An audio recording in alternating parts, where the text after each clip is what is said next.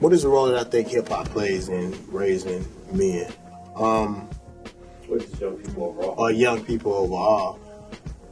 That's a real touchy situation because I've always felt like it's not about you as the rapper, it's about you as a man.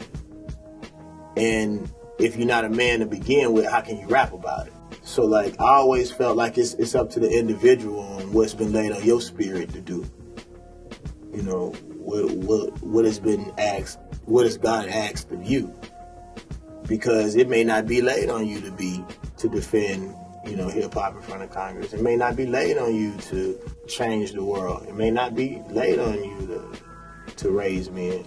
You may not have the skill set to do it.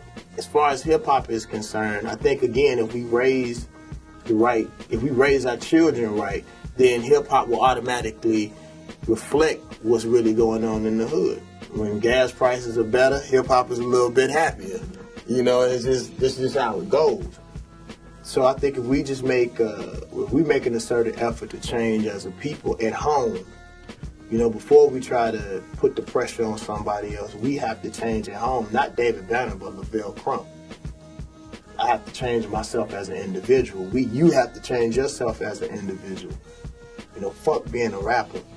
That's what I'm on right now. Like, fuck being a rapper. And fuck what David Banner doing. I'm sick of that. I want to become a better person. When you deal with me at home, when you see me on the streets, when there ain't no lights on, because when all this shit is over, we talk about that every day. When it's all over, who are you? Have they chewed you up and spit you out? Or have you taken this opportunity to develop and become a better person all the way around? Because when you die, it ain't about no music. It ain't about how many plaques you got when you're standing in front of the Creator. My message would be find your spirit. Get right with the Creator. Listen to that voice inside. You know, with the internet, with so much information coming at us at one time, people don't listen to that spirit inside of you no more. You know, and that's the one thing that I think that we missing. It's everything that you need is inside of you. You know, I had this new theory. I even think with myself, one of the problems that I had was I started chasing the light when I realized I was the light. That light that God is in, that God is in each and every one of us, but will we listen to Him?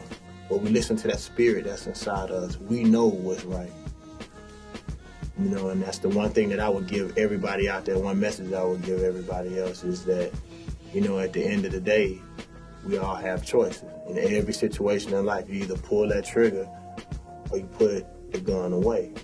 There's always the option. People have a tendency of blaming entertainment for the woes of black men in America, when I honestly think that, I mean, this is only my personal feeling, is that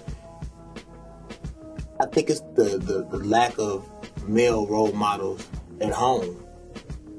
Because most people, whether it's under a magnifying glass, are exactly what they either want to be inside or what they actually are when the cameras come on.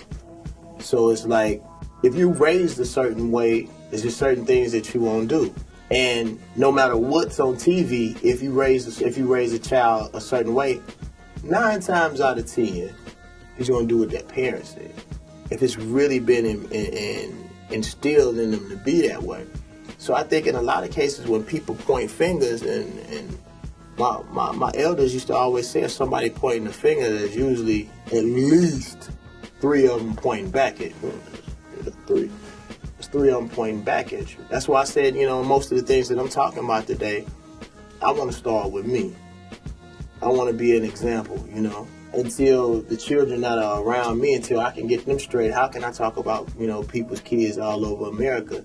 And, you know, I turn around and the young men that are around me are out of control. You know, so if people really want to focus on the problems of the youth, you know, in a lot of cases, when you look up at TV, those are children, 17, 18-year-old men who, well, 17 or 18-year-old boys, I should say, who have a twisted image of what men are supposed to be.